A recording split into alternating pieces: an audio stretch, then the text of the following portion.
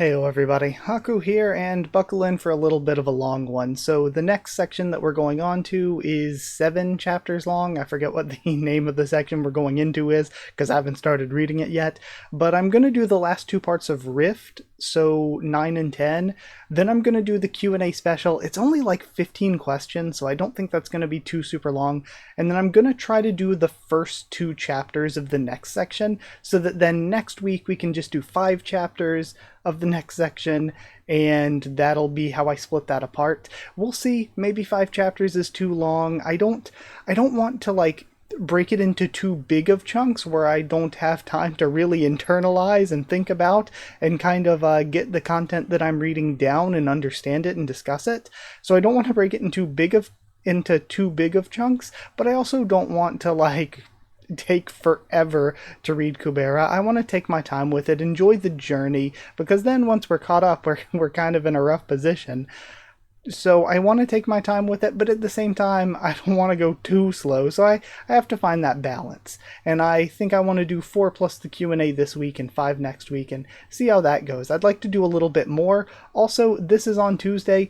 I'm going to try to do Kubera on Mondays still, but if I don't get time on a Monday to do it, don't be super surprised if I do it on Tuesdays instead. I will let you know here on YouTube in the community tab if I decide to push it back a day, but if I'm in a spot where I'm in a rush, I'm trying to do a lot on Monday, then I would rather the video be good on Tuesday than be half-assed on Monday.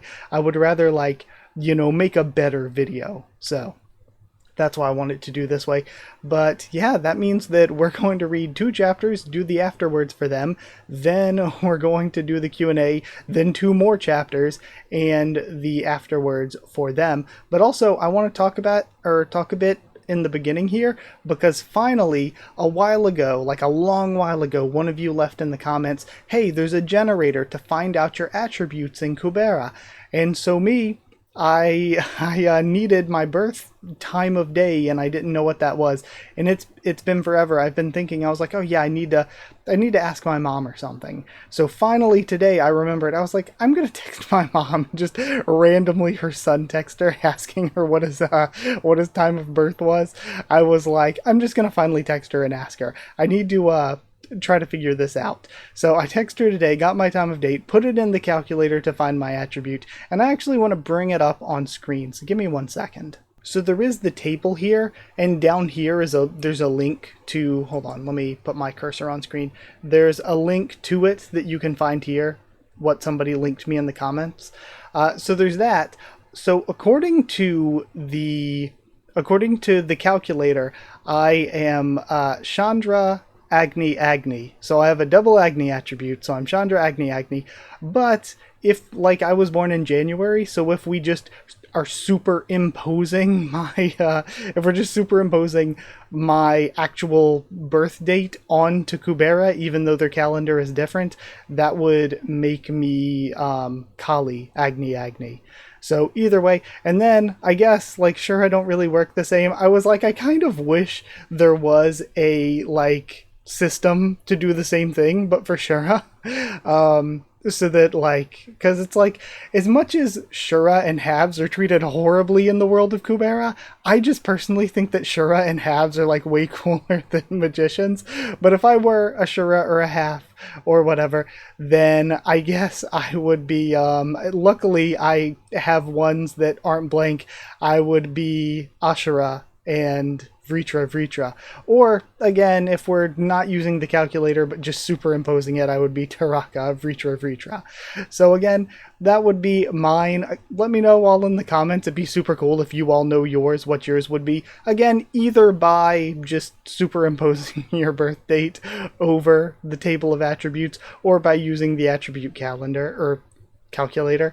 So, either way, it would be cool to know everybody else's, but yeah, that's why. So I am double Agni attributes and 1 Chandra, or Ashura Vritra. Again, or I think that's the way you should do it, probably, or you could say that I'm Kali Taraka instead. So yeah, I wanted to bring that up before we start reading, and I think that's it. I think I can just go ahead and start reading. I don't think there's anything else that I'm forgetting to say, so let's just start reading the ninth part of Rift, Season 2, Episode 49. Now we have, Asha, what are your plans after Lise gets the Sword of Return? Revenge. I'll get revenge on the Shura that destroyed Lisa's village. I wasn't expecting that. Is that Shura you'll get revenge on very strong? I mean, I guess it's just I'm so suspicious of Asha's end goals. But is that Shura you'll get revenge on very strong? Yes, it's a Rakshasa level, probably in its 4th stage. Even you won't be able to defeat it, Yuta. Disgusting. Shuras that look like birds, especially the one in red and white. I'll never forget it. I will kill it. I'll kill it myself. I will, for sure. And we're seeing this amazing panel, by the way, from last time. And now we have Yuta's reaction to this information. Now we have our title splash, Season 2, Chapter 49, Rift Part 9. You're just in time. I was wondering if I should go in. What about Sagara? I took her to the place where your group is. You're fast indeed. And who's that half you're holding? I took her because she seemed useful. I heard some loud noise earlier. And I guess it seems that no one is following us. So he saw and just got out of there. Even if there is, no one can catch up to you. Don't worry. Let's just go. Okay. Then the two of them fly off. Yuta drops his sword. I thought there was no way that my brother would be on this planet, and that the one Lise needs to get revenge on is a different Shura for sure. That's what I thought, but why are you here, brother? And why are you with the ones that attacked Lise? Also, crazy how their sister really hasn't been shown outside of flashbacks yet, and yet Yuta and Marina are so important. Why are you with the ones that attacked Lise? There's no other way to think of this. Should I follow my brother? If so, what do I do next? Should I side with him and help them attack humans? What should I... Because, yeah, it's like he has such a close relationship with the quartet that I really enjoy here. And I love the journey that we got with them towards the end of Season 1 with Lise, Asha, Ran, and Yuta. I like that quartet. I love the journey, the adventure we got with them. And then basically all of Season 2 has just been character drama, like mostly, again, surrounding those characters. So we have this deep relationship built up, but in the grand scheme of things, that's probably a kind of short, deep relationship compared to all of the childhood that Yuta had, which would make him want to align more with Shura. So it's like, is he betraying the Shura if he sides with the humans here that he's made relationships with? Or would it feel like a betrayal to the humans he's made relationships with if he just sides with the Shura? And then, it feels strange. I can't take this. I feel like I'm gonna die. He stumbles and falls over. Or at least we get a thump. I'm assuming. Maybe he was caught by something. And Lise after eating, it was so delicious. I'm still not full, but I'll just stop here. You can order more. You said you don't have enough time. Didn't you say that we should go back before the end of the day? Or before the end of today? That means we don't have much time, since you said the sun was going to set in Calibloom soon. Yes, that is true. Then, tell me one more thing we should do after eating. Well, right. About what you said back in the water channel, that I told you to use magic. I succeeded in that one, although I only succeeded in one spell. But you see, apart from that, what you said in the end kind of bothers me. Anyway, you should stay the way you are now. By the time we meet again, you'll need to have gotten stronger to the point where the power of the name is not shameful. You remember exactly what I said. You have an extraordinary memory when it comes to trivial things. It's one of the things I like about Lisa's character, how she's kind of no thoughts, head empty, really funny and entertaining and hilarious on the outside, but then on the inside we just constantly get plenty of scenes where there's a lot more going on with Lise. She just kind of doesn't let it get to her outwardly. But you're still too unskilled in every way. If you wish to become stronger, Find a mentor who walks a similar path with you. A similar path. There should be a fighter named Teo Rakan in the Fighters Union.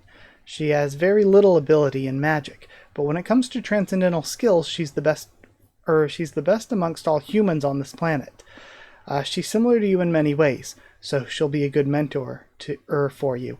And this is interesting. I don't know if it got really explained and if I'm just stupid and not remembering it, but humans using transcendental skills is really not common. I wonder then if it's because she is the priestess, and that means I think priestesses have to have the triple attribute, and maybe not even just because of that, because again that feels like a magic thing.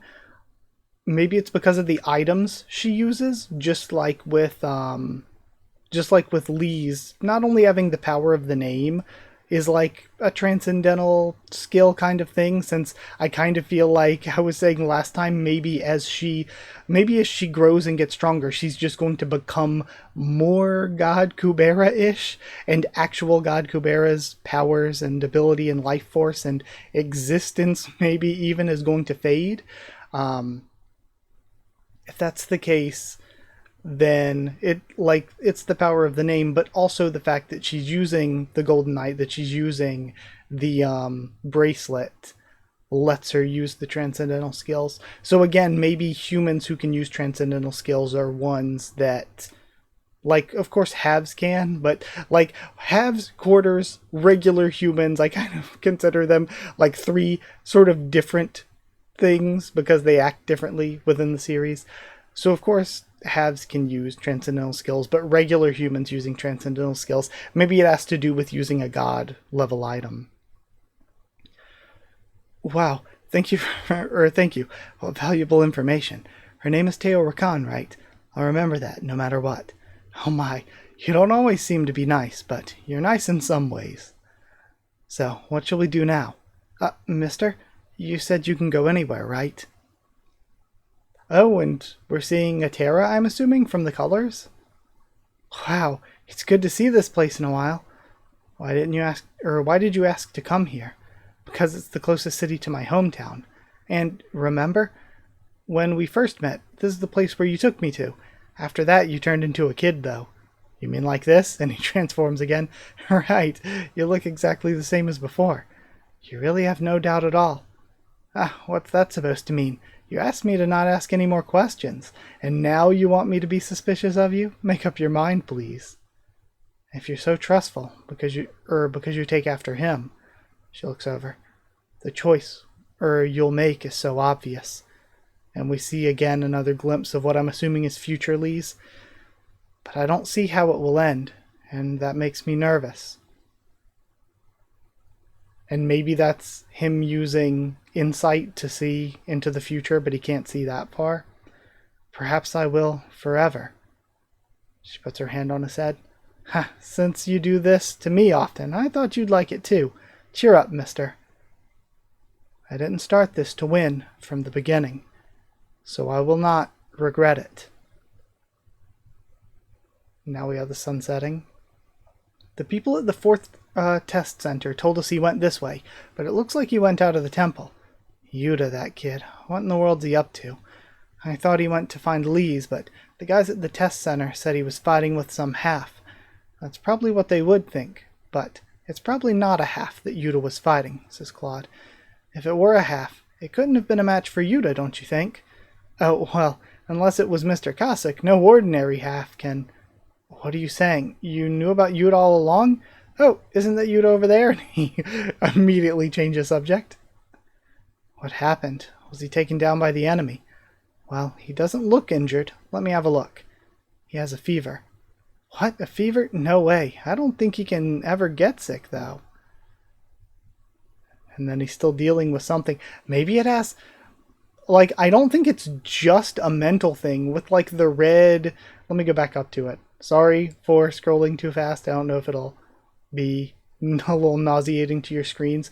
When he started having pains, these like purplish reddish hues I feel like are what we get whenever he was dealing with the Chaos Taraka Kali type stuff. So maybe, like, I don't think it's just an emotional thing, I think there is some physical thing going on too. Maybe it's because he was around another of the same type of Shura, plus he's within the chaos closed space still? Maybe? Or like maybe it's just like him letting his guard down and getting all emotional was what would allow the chaos to affect him? I don't know. I feel like it might be something like that. I have no clue though. We have to be continued though. So before I continue on, before I jump into the next chapter, let's go check out the afterword. I just always when recording, just forgetting words. Okay, our first afterword here, we have shocked Yuta. The title of this chapter has many meanings. There were a lot of cracks and rifts happening. I feel like every chapter title kind of can apply to more than one thing. Morna flying off with Ryagara. I thought I would draw this scene with her dangling, so I did, but they look really uncomfortable. Marana doesn't care about anyone's comfort when he's carrying them, but he's showing a lot of consideration here. Mr. and Lee sitting together. At the restaurant, God Kubera didn't need anything. And then small Mister. Gods can appear to be any age, but they prefer an age where they're most comfortable. When they do change their age, their body changes, which can be awkward and annoying. Gnostikas normally stay fixed at one age, though.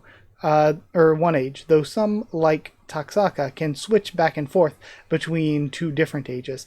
So Taksaka is kind of like an artificially created Gnostica, kind of, because Taksaka and Kali were like the same thing, right? Again, this is where Pyro Prima starting to read can help me out, because if I can watch his streams, I can try to remember some of this stuff more. I thought that, like, Kali kind of created Taksaka, and they're kind of the same thing, but Taksaka was kind of a creation of Kali that serves as this surrogate mother to the Shura clan and, most importantly, Yuta. But again, maybe I'm kind of not remembering fully right. But what was I about to think? Yeah, we saw it before with Agni and Brilith, where Agni just stays at generally whatever age that Brilith is at, to make the relationship with them feel more natural and smooth. But either way, with that aside, let's go and read the last part of Rift. Now for Season 2, Episode 50, the last part of Rift, and we're seeing Agni and Kasich mentioned in the first bubble. I wasn't. I don't think I was expecting to jump to them right at the end here. Agni, Mr. Kasich says that he has something important to talk to you about. And now she steps in some sort of liquid. Gosh, what's all this mess again? Please put the books back in their place when you're done reading them. There's just absolute chaos going on in here. Although there is cleaning staff here, you should not look so disorganized, being a god and all. I'll be cleaning the room, so you should go see Mr. Kasich for now. I don't know what it's about, but he wants to talk to you in person. What are you doing? Is there something outside? It's nothing. Oh, does he sense Kubera? So, you want to clean up the room? Leave it to me. I'm Cleaner Smith. The immediate outfit change. No, I said I'll be cleaning, so you should go see Mr. Kasich. By the way, what is this book? Desperate Priestess? Is this a sequel to Desperate Witches? Hold on, I'll put that away. And is this universe's Lusty Argonian Maid? Or what was the one in Naruto? The book Kakashi's always reading. Oh god, how do I not remember this? It's something Paradise, right? Makeout Paradise? Is that what it is that Kakashi's always reading? And now we have Season 2, Chapter 50, Rift Part 10. Then we have some rummaging. Shouldn't we start heading back now? I think my friend is going to nag at me for 3 hours if I'm too late. We see this big box of hats. This is the kind of place where I would expect this box of hats and stuff. I would have expected to see a hidden Kurigam here. Your friend? It's a magician friend who lets me tag along. She's a super genius magician who's also good looking. She's good at everything except coming up with names. I found it, for kids. Here, mister, I'm wearing the one you picked for me, so you should wear the one I picked. It should fit you perfectly. And then she hands it over. Do you consider that magician as your friend? What? Yes, I can't really think of anything else to call her. Then, does the magician also consider you a friend? Of course. And then she thinks back to her being choked. Well, actually, sorry, hiccup. I don't know what she thinks of me, but it doesn't matter. Then, she's the one who saved me and has been helping me out all this time. If it weren't for her, I could have died a long time ago already. Or even if I survived, I would have been a beggar or something like that. So, that's the reason. You should trust the one who trusts you. Do not make the same mistakes I did. We're getting into some... He's so tiny. We're getting into some deeper cut Kubera stuff? Okay. So you mean we should trust each other, right? I guess it was annoying for you because I asked too many things about you earlier, huh? Just forget about that. I trust you. As I told you before, you kind of seem to be a bit perverted, but don't seem to be a bad person at all. He looks up. We skip ahead in time a little more, I think. They're back at the sword. And somebody did say that is the actual sword's color. So, around when are you planning to come again? When I see you next time, I'll be strong enough to fit that thing you call the power of the name. Haven't I told you already? There is no next time. This is the last.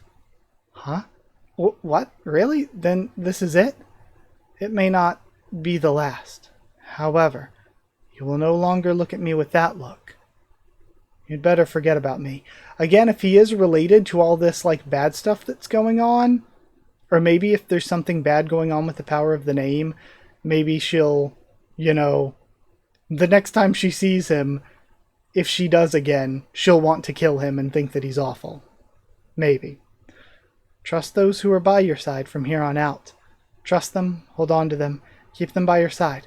The more the better. That way you will... And again, it's one of those things where God Kubera might be doing bad stuff, but we're seeing that he's probably not a horrible person. He probably has deeper reasoning. Even if I don't want to. And then, should I keep them by my side even if I don't want to? Should I trust just anyone?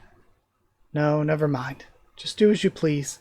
Actions without your own will may bring an even worse outcome. Pick up your sword. I'll take you back to the Temple of Chaos. Can I hold on to you, mister? Looks back. You just said I should trust and hold on to as many people as I can. I want to hold on to you, so let's not say that this is the end. Come back and check whether I've grown stronger later. If you do so, I won't complain about you stroking my hair. He looks back. That's a really good panel, too. I'm not really sure why I said that to him at the time. It didn't really feel like it was going to be the last, and it felt like he would pop out of nowhere any time soon or later. So I wasn't too sad. I guess I was a bit sad to hear him say that. I paid back for what Yuta had broke earlier. They kept asking to bring a sponsor, but I was able to slip by since there were more people who know me. How's Yuta? You think you know the reason for the fever? Well, there isn't much to say, actually. When a young Shura has fallen sick as if he's ill, there can be only one reason. You know what it is, right? Oh, is he about to hit the next stage of development? And then, you mean he's in the middle of developing now? Oh, gosh, this is bad. Why does it have to be now when Asha isn't even here? If he grows up all of a sudden, people will know that he isn't a half. It's not time yet. If he were to develop to the next stage, it would have happened in an instant. Haven't you read any books related to this? I have, but I skipped the parts where there are a lot of explanations and it's complex. Going through the development for a long period like this means his development's divided in many forms. There are Shuras whose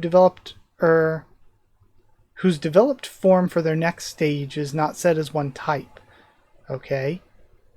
We have the Pokemon evolution trees, and usually the final form of such development is up to a choice.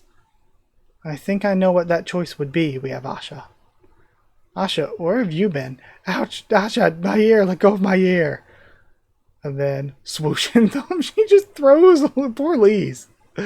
Ron Syrafe, thank you for taking care of Yuta's case for me. Give me the receipt so I can pay you the money you had to spend on it. Claude, just how much do you know about us? And then we have the chibi Claude. Hey, Lise, are you okay? We've been worrying all day after you disappeared.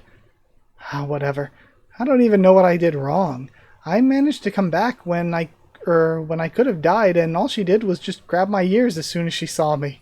That face! Doesn't that mean she'd been looking for you? Asha was looking for me. Yeah, like back in the channel when she was Bhavati. He immediately shuts up. By the way, why are you holding that sword? What? Oh, because I drew it, of course. Look, only I can touch this. He looks down. No, the one who was holding the sword back there was... And again, since they are both Kubera, since she's not just named Kubera, but like she has the power of the name, which means they both are Kubera, the idea, the concept Kubera, then both of them can touch it. Actually, maybe also because he's a god, that might also have something to do with it, but like I would assume that if one Kubera can draw it, both Kuberas can draw it. No, the one who was holding the sword back there was. And then we cut away. Sagara, I received more information from the Half, and it seems that Gandharva is... Let's talk about it on the way. On the way? We'll head back to our base in Rentalo and meet him. If he really is planning to die, there's no point of us attacking Calibloom just by ourselves. But he's still alive. He said as if he's going to die soon, but I'm sure he had some lingering emotions. We can make use of that. But even if that's the case, there's a chance that he may not cooperate on our plans, right? We have Huda in the background, Pingada there.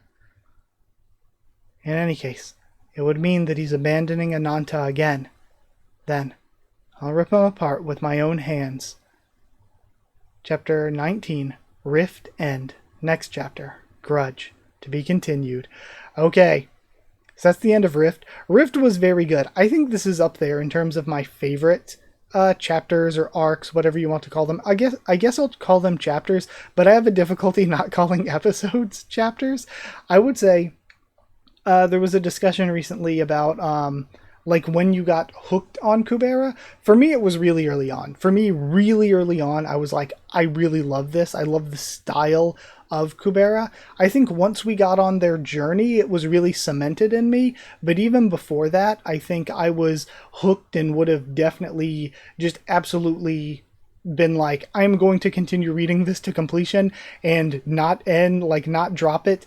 I'm a completionist, so of course I'm that way. But I would definitely have been there by The Sorrow of Lost. I was going to say right after Queen and a Bum, Sorrow of Lost. When it comes to my favorite chapters so far, like, I feel like Night It Rained Fire was, people in my comments were saying that, I don't know if Night It Rained Fire is the most popular, or if it was people in the comments' favorite, or if I think people were thinking it was going to be my favorite, and I think it is really, really, really, really good.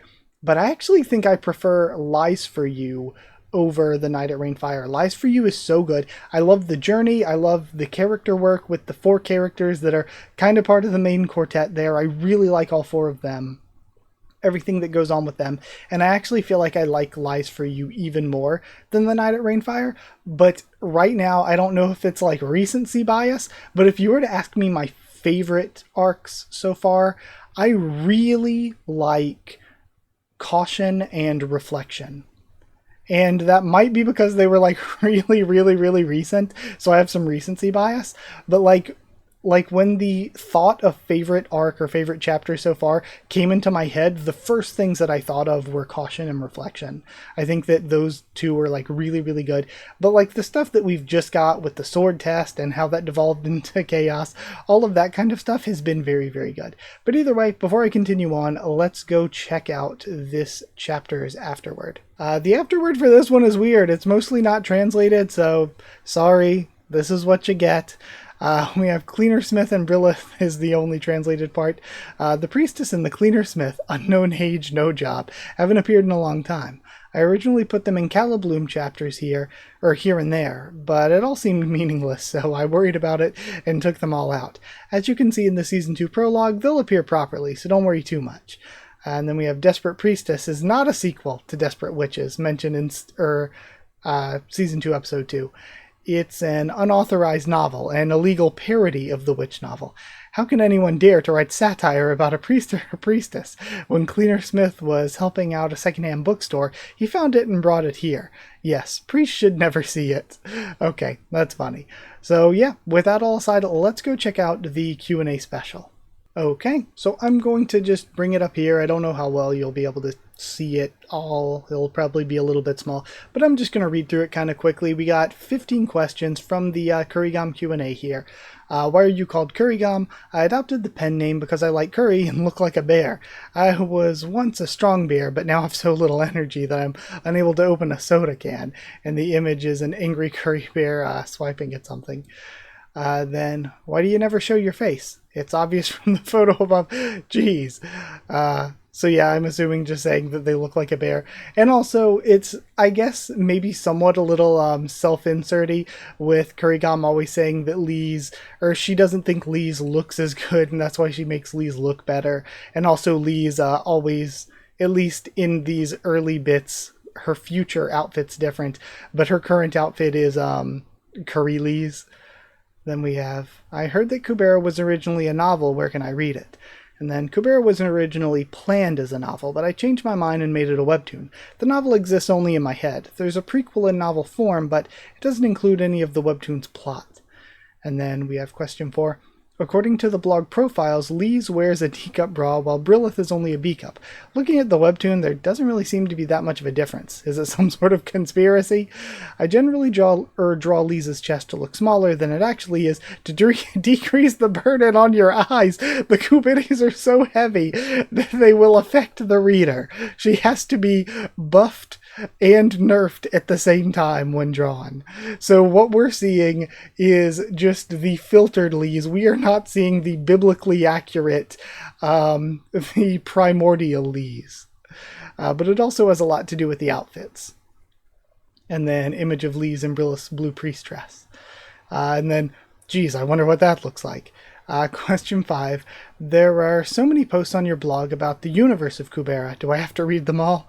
Certainly not. A lot of that info was removed from the webtoon because it would otherwise take up too much space. The blog posts allow you to analyze the Kubera universe in depth and provide info for fanfiction. If you're only interested in reading the webtoon, there's no need to read the blog posts. Based on the feedback, none of the blog info is essential for understanding the webtoon. Think of it as an optional bonus material. I like this a lot. That's why I always loved CU's blog for Tower of God, and I feel like, I mean, can you blame one on the other, or do they just coincide together, with Tower of God kind of going downhill a bit and CU not doing the blog anymore? I feel like the blog info, at least before, before it devolved into there not really being new info in the blog, I feel like the blog info for Tower of God was so good just to have that extra idea of what's going on, the extra content there. So that you could know more. But I feel like the difference is, I don't know if some of you feel the same way about Kubera, and maybe now that, since, I said with Tower of God, I think the way to read it is to read the blog alongside it, and I've been doing that with the afterwards and Kubera. So since I'm doing it this way, I don't know if any of you think that that's also the best way to do it, and that I'd be lost without any extra info. It's not like the extra info is that crazy anymore. Again, much like Tower of God, it's like a lot of the extra info there is front-loaded in the series. But for Tower of God, I do feel like you're missing things if you don't read the blog info. I feel like there are things that you're just really not going to fully know or understand or really get without extra blog info in Tower of God. I do actually feel like the blog info is necessary there. But then question 6 here. Is it true that you banned Kubera fan art and fanfiction? I also heard you banned yaoi fanfiction. And then, no, I allow most fan art and fanfiction. There are only 2 things I've explicitly banned. Using Kubera characters as extras in a story about your own fictional character, and R-rated stuff. And then question 7, I started reading season 2, but don't feel like reading season 1 because there are so many episodes. Who's Sagara? How are Marida and Yuta brothers?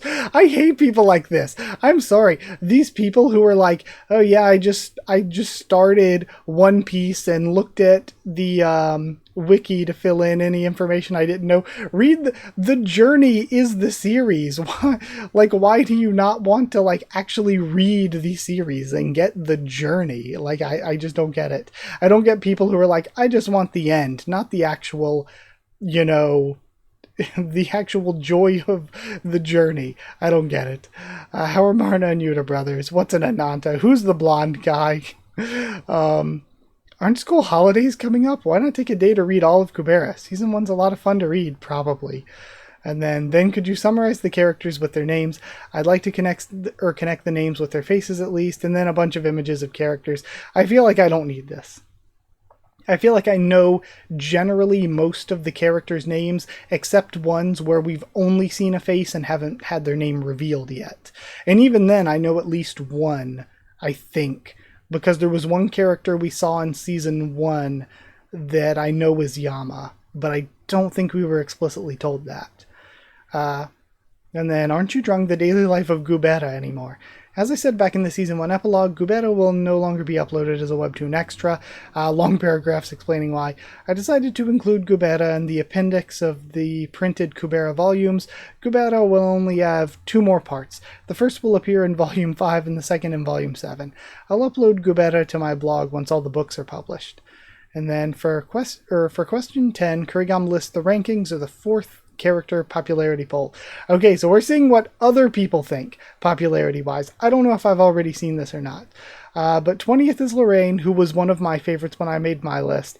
19th is Ryagura, who I also like, but I feel like didn't do too much yet at that point, but now has done a little bit more. Still not a ton, but a little more.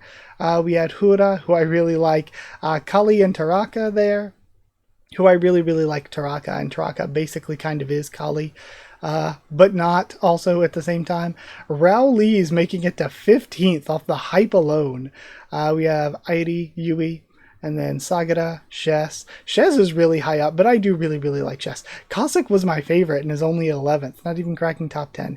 Brilith making it into 10th. Teo went to 9th. I do think that whenever I do a Season 2 character ranking, that Teo will also be highly rated for me. Should I do like a midterm? Should I do like a middle of Season 2 when I get to like chapter 80 or 90? I think there's, so chapter 90, because I think there's 180 in Season 2, unless I'm wrong. Should I do like a midterm character ranking? I think Teo would be really, really high if I did another one. Ron Cyrefe, I think Ron would also probably be like top 5 for me at this point. Marina there. Lee's is only in 6th. I really like Lee's.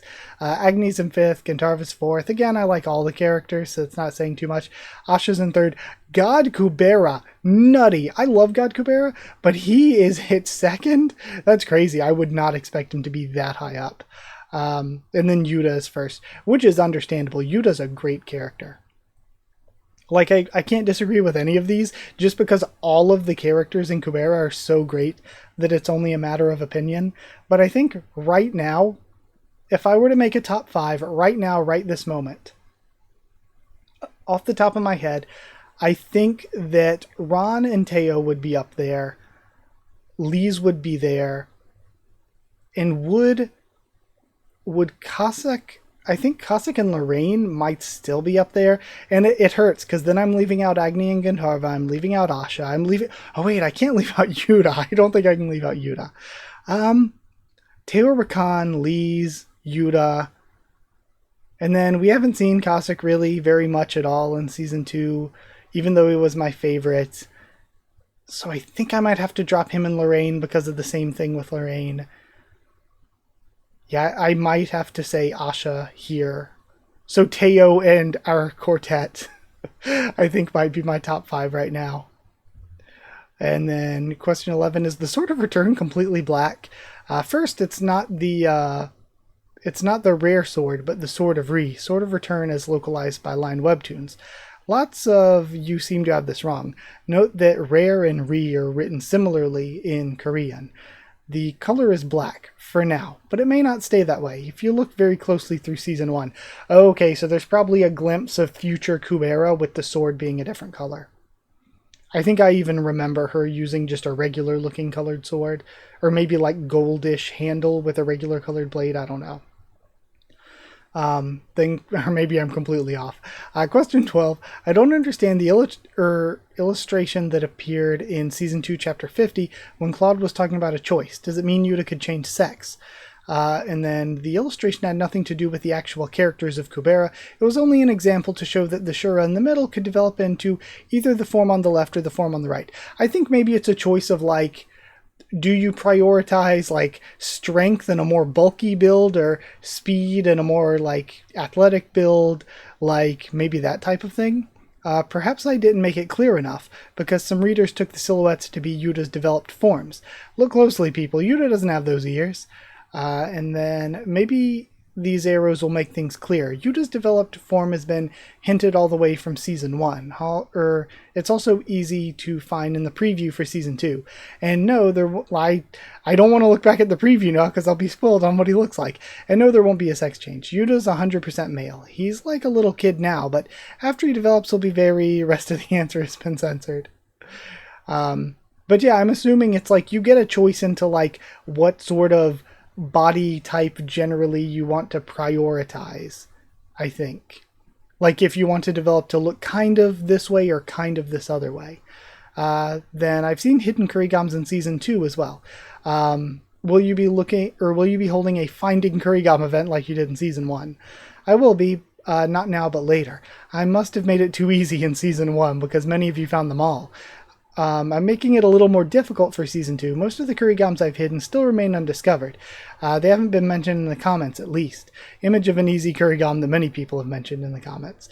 There are many more hidden Kurigams than you think, and I'm planning to hide even more in the future. The contest may be more difficult, but the prizes will be even better. I feel like, have I been missing a bunch?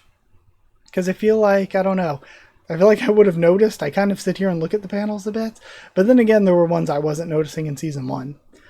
Do you read the reader comments? I feel like I post mine, then it's just buried in the pile. To be honest, I don't have time to read carefully through each comment, but I always make time to at least glance through them all. That way I can fix typos that readers have found, and more importantly, even a single comment like, "That was fun to read," makes me happy. I'm always invigorated by your encouragement. I kind of feel the same way. I mean, there aren't too many that I can't read them all. I always read everyone's comments every time I get a notification and see that there are new comments. I always read them all, even if for me, I don't have time to answer every single comment all the time. And even then, usually when I find time or make time, I will still go back to answer them. It's that sometimes I don't have good answers. Sometimes somebody just says something and I'm like, oh yeah, that's nice. I'll give it a heart. I'll like it. But I don't have anything to add to the comment. It was a great comment. I just don't have anything to add personally to what they said. But it helps when people like point things out or answer questions that I have, as long as they're not like rhetorical questions and people aren't spoiling me, but are just like helping me out with things that I'm genuinely confused about, or people just leaving extra helpful information that again isn't spoilery, but is just helpful stuff that I may have forgotten that we've already seen. And also, again, just like any annoying comment can really set you back, but any positive, nice comment, there are always people saying thank you for the video, always people saying that they enjoyed things, and that really is like super amazing and helpful. Like that, I think, is so motivating, so helpful for creators. To me, I watch a lot of YouTube videos, a lot of streams, but I can be a little bit socially like, oh god, I don't want to say anything and sound stupid. So a lot of times I usually just, I don't really add anything. I don't really comment or talk in chat a lot. But when I do, it's usually situations where I'm just saying, you know, thank you for the stream, thank you for the video and stuff, and just showing appreciation. The only thing I think that is even more encouraging than that is, again, this isn't me trying to plug channel memberships and Patreon, but it is Patreon and channel memberships. I was updating the the patrons and members graphic yesterday before I was going to come to record Kubera, and just seeing everyone was like, it's just so crazy that people are willing to give money to help me keep making videos and to help me keep doing this. Like, I'm going to always fight my hardest to continue to do videos and stuff either way. But fighting my hardest with no support whatsoever is different than fighting my hardest and have people like putting money in to help me keep doing it. It's just so massive. And like not even the actual physical money, but also just the idea that people are willing to help push things forward. It's like really you all have like not just me making the videos, but like the patrons and channel members, like a huge thanks to give to them for like helping push me to continue to do everything to the point that I can. But then last question, other questions related to future plot. It's no fun to tell you now. I'll shut up for the sake of your enjoyment. All right. So with that aside, no more Q&A special. How long did that take me to read? It felt like a while. It was only 15 minutes. It felt like it could have been upwards of 30. So if we do 2 more chapters, we could be well over an hour for this video. It's going to be a bit of a long one. The only bad part about recording this long means editing, rendering, uploading is going to be longer, which means even longer to get the video to you. But yeah, either way, let's go read the first part. Let's go read episode 51, first part of the next section. And this one's titled Grudge Part 1. Okay. So this makes me think we're going to get deeper into Asha stuff, probably. But again, it usually refers to more than one thing. The one whose name had been determined to be the strongest from the beginning, and whose size of Shura form was beyond anyone's imagining. Is this Gandharva? The one who possessed undefeatable power, yet had no ambition to use it. The one who was so gullible that he was used by others, and ended up believing a god who wanted to kill him. There lived such a fool. I see. So all you need is me, huh? No, Ananta, please don't go. Oh, it's going to be Ananta. He promised to let everyone else live if I go. How awesome is that? Is my presence that great? No, you're even greater than that. Even if everyone else will need to die, you must survive. Regardless of you going there, he won't keep the promise. He's fooling you, listen to me. Don't worry, the promise will be kept. I'm sure of it. Because he's my friend. My goodness. No, he's not your friend. Ananta, come back. Come back, don't go. Hey, please, come back. And then Season 2, Chapter 51, Grudge Part 1. And is that Sagara's point of view, maybe? Because Sagara's the new head of the Ananta, right? Unless I'm misremembering. I'm pretty sure, though. Grudge Part 1. It looks like it's snowing. He's arrived, Sagara. Ah, okay. Then she steps down. I knew you'd be back here, so you were just confused after all. Still, I was very upset. I want you to apologize, even if it's just for form's sake. Where's the Sword of Return? Why would you ask me for it? Enough with the jokes. You plan to keep bullshitting when you've come all the way here? I'm not joking, Sagara. I do not have the Sword of Return. Ah, really? We have a slash. And then you would think that Sagara wouldn't try to mess with him, because a god in the human world should be stronger than a Shura in the human world, right? Generally. But she takes his arm off. Or does she just know that he's like fading and his strength is going away, maybe? His arm regenerates. Did you really need to do this to make sure of it? Sagara, I'm sure the owner of the Sword of Return loses regeneration skills. I know that. Stay still. Okay, that's why. She was testing if he was lying. Siege Calibloom this instant. Make sure not even a rat can get out of the city. If we're short on guards, bring the Garuda and Yaksha tribes in as well. I love Huda in the background. The Garuda and the Yaksha tribes. But then we'll need to persuade Marina first. Is there any problem in doing so? You've already succeeded in persuading him twice, Udiagara. You're the most competent one in my tribe. And then, yes, I will convince him. By the way, are we not asking the Gandharva tribe for help? I won't do that. Exclude them. So, you really do think that Gandharva had a change of heart, huh? No, it's rather. Anyhow, don't call the Gandharva tribe.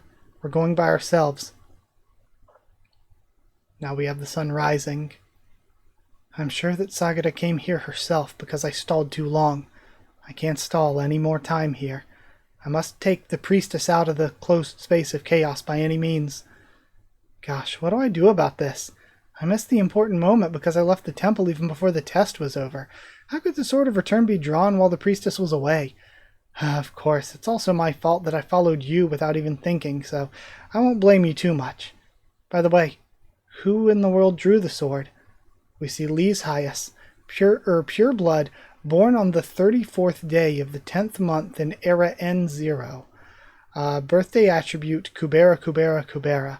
And the tests were 55, 99, and 4240. What? She's someone I've never heard of, and she's very young at that. How could her scores be so high when she's a pureblood? Did you say the Sword of Return's been drawn? Yes. It seems that it had been a ruckus because some accident occurred while she was drawing the sword. It's a relief that everything's been taken care of, but... An accident? Don't tell me that Sagara tried to draw the sword or something. She wouldn't do something that stupid, right? She didn't get a chance to, or to be introduced on the very day. So I'm planning on holding a special event to introduce her at the Fighters Union. Everyone must be curious who's the owner of the new sword is, which has never been drawn up until now since the upheaval. It would even be better if she joins the Fighters Union, so kind of following in Rao's footsteps. By the way, was there any other accidents? Other accidents? Well, I haven't finished reviewing all the documents yet. I don't remember. In Chapter 1, did it say that Rao was the head of the Fighters Union? So if so, then she's really following. Well, I haven't finished reviewing all the document yet. There must have been some kind of accident. I saw a stranger there. What? The reason why I said there was someone who wanted to kill me was just because he saw someone suspicious. I knew it. It was too abrupt. Suspicious-looking fighters are common since a lot of halves are at the test center. Did he worry about me being killed just because of such a reason? No, maybe. He could have said something like that just to hug me. Oh my gosh. What do I do? Continuing with this line of thinking. I think he's really into me. He's expressing his feelings like that because he's too shy, right? Maybe I should just tell him first. Then, during the fight between... Sponsor Shirahiro, Yuta, and an unknown half, the arena was damaged. The half took away a hostage as she ran away. Missing is Elwyn Rakan. Okay, so now we're learning that Elwyn's missing. Well, I mean, not we as in the reader, but, Teo. Then, Yuta, I brought you something to eat. I was gonna make some vegetable soup, but Asha insisted to give you raw meat, saying it's good when you're sick or whatever. I've never heard anyone saying that, but, well, Asha should know more things than me. I love Lee so much. By the way, how could you get sick when you're a half? Let me see, do you still have a fever? And then he blushes even more and pushes her away.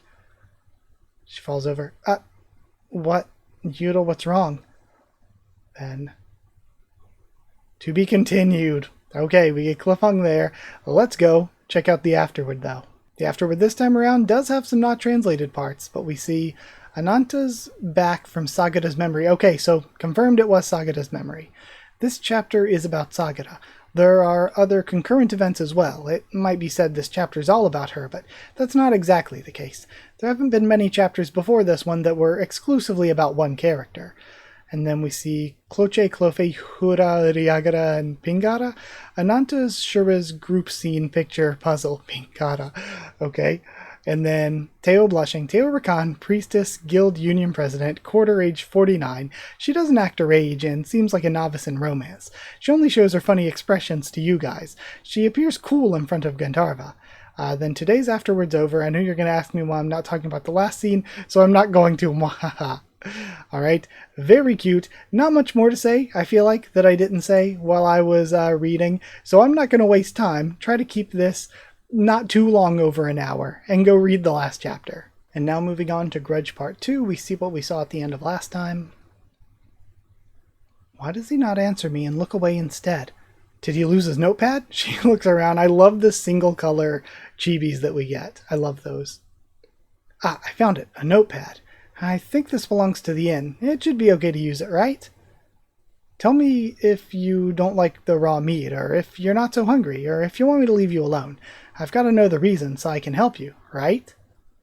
Hey, this pet's so soft. I think this one's better than mine. He's blushing even more. This face. Anyway, don't worry about pushing me earlier. I'm really fine, so I don't mind it. If you just write down what the problem is, I will. And then he pushes her away even harder. The way she's going flying. Poor Lise, though. Lise is always getting, like, kind of mistreated a lot and just being like, oh, well, I forgive you. Looks like her face might have been scratched as well. And she goes flying into the wall. That's such a good panel. Ah, hey, and yeah, her face was scratched. Yuta, it was a bit harsh this time. And he ran away. We have Grudge Part 2. What is it? Did something happen? Asha, that's... She must have spent... And I think we were already told, like, in the process of changing or evolving to the next stage or whatever, that they are less in control of their actions, and he's trying to control himself, which is why he's trying to run away. She must have spent a lot of money because of Yuta. I think I shouldn't make her think badly of him anymore. I fell down by mistake and spilled the meat. I think Yuta got upset because of that and he left. But don't worry, he'll be back soon. Why are you covering your mouth? This is just... did he just bite you? Wow, what a ghastly taste. And then, what are you talking about? This is from when Yuta pushed me. He pushed you. Oops. Gosh, this is why I warned you not to send her to him all by herself. Listen when somebody tells you something for once, okay? Says Ron. I love Ron getting progressively more, like, openly sassy toward Asha. Then, it seems that he chose to stay away from her since he thought he would not be able to control his own feelings. This only means that he's considerate of her to that point. I don't think we need to worry about him that much. Did you send her as a test? Oh my gosh, do you even think about Lisa or care about Lisa at all? Don't you think it would be better for us to be aware of her, or aware of the condition, and be prepared for the worst? For us and for himself as well. He should be headed to Claude now, since that guy should be able to help Yuta more than us. Now, I'm talking about the way you treat Lise. Then, she's walking away as those two are talking. There are around 10 fighters who can get ready right away and depart tomorrow. The rest haven't given me answers yet, and there are many whom we couldn't reach yet. Please, tell them to come even if they have to schedule or cancel another schedule. And don't worry about the pay. I can give them God class items. Union Master, you really do consider Elwyn as your daughter, and we're seeing, I forget their name, but the cat girl again. Although she's your foster daughter, she doesn't live with you, so I thought she was just one of the many halves that you're sponsoring. I'll contact as many fighters as possible and gather them. We'll meet at the south checkpoint before the hour of creation, right? Right. Please, try your best. And now we have her going back. Convoking fighters has been taken care of. I've got to gather healer magicians as well. Are you thinking of going out of the city in order to look for Elwyn? Yes. I'll be away for a while. Will you be okay to stay alone? And he isn't even having to do anything. She's going to go out of her own will. What if Elwyn's gone even further than the close space of chaos? Yes. This is just an assumption. But if she's beyond the close space of chaos, will you be able to go look for her, risking the close space being turned off? Then that's why I'm taking other people with me. Because I cannot go outside of the closed space. I see. Then I'll come with you. Remember when I said that I wanted to go out of the temple with you someday? I'm sorry, but this is different from an ordinary recon. The enemy's holding a hostage, and I'm going there in order to save Elwyn. So you might be dragged into a dangerous situation.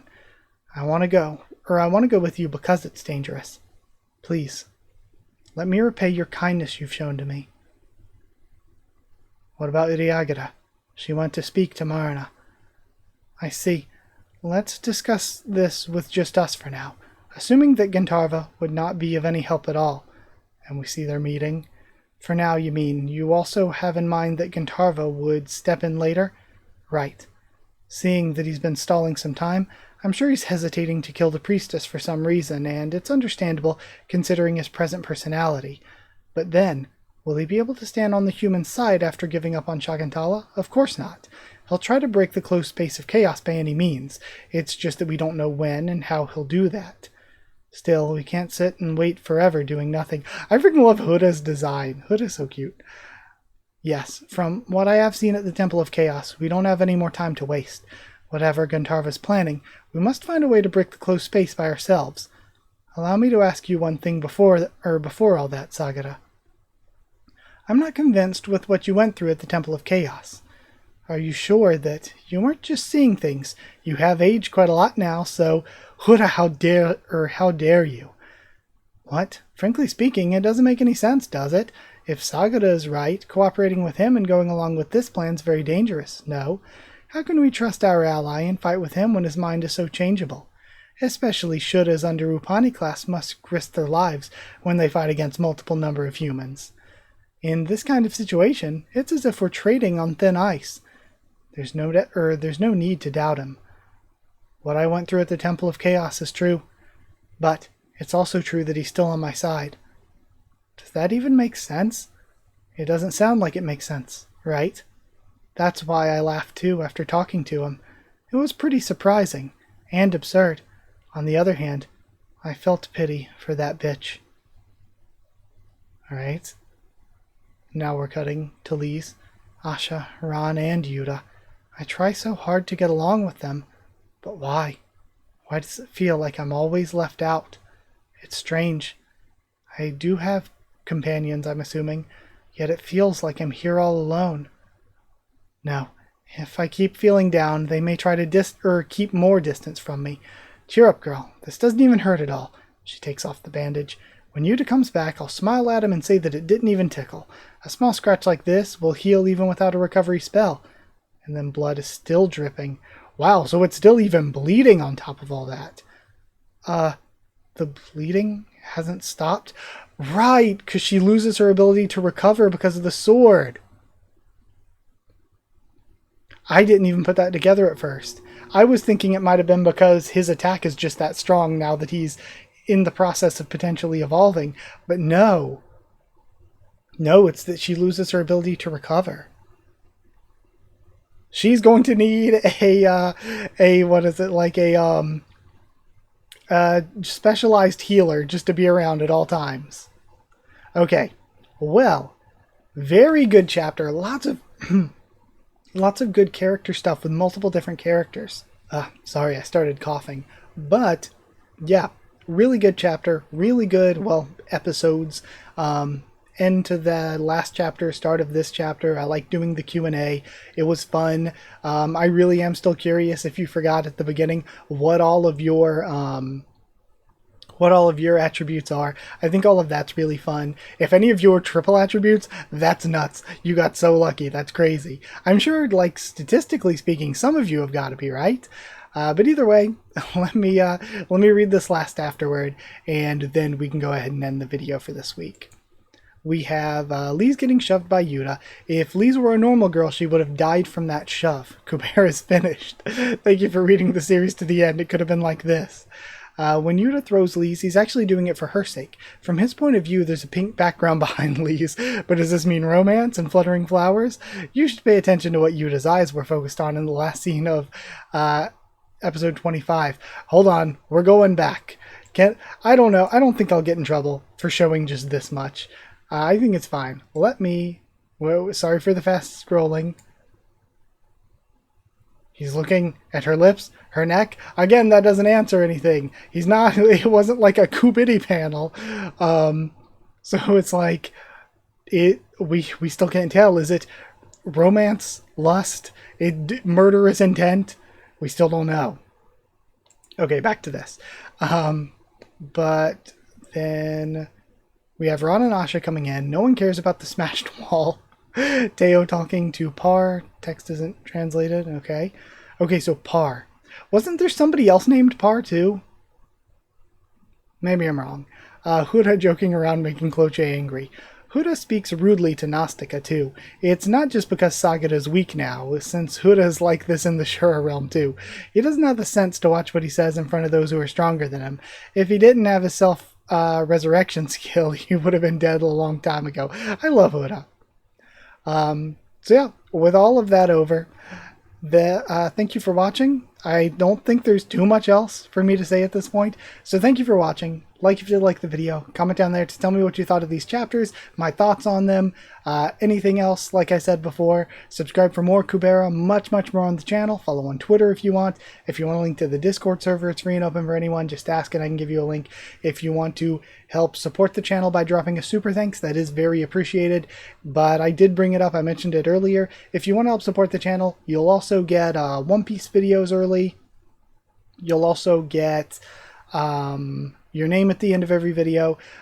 Hit join down below to become a member. Go to patreon.com/Haku of the Tubes, or a link will be in the description to become a patron. Thank you so very much to people who are already patrons and channel members in these trying times of ours. We have Chosen Regular Evan Holly, Magical Girls FR Nono, who just went up to a bronze crown, Abyss Knight, JA, and the D-Ban, Sheridan Students, David Langstaff and Folded Ghoul, Slayer Candidates, SG and Stan Cedar, and Pure Element, Pate Ardiawal, who I think Pate's maybe not that far from getting a bronze crown as well. So thank you all so much for your support. Thank you all so much for watching, sticking through this video. Again, I'll try to do 5 chapters next week. So thank you, and I'll see you all next time.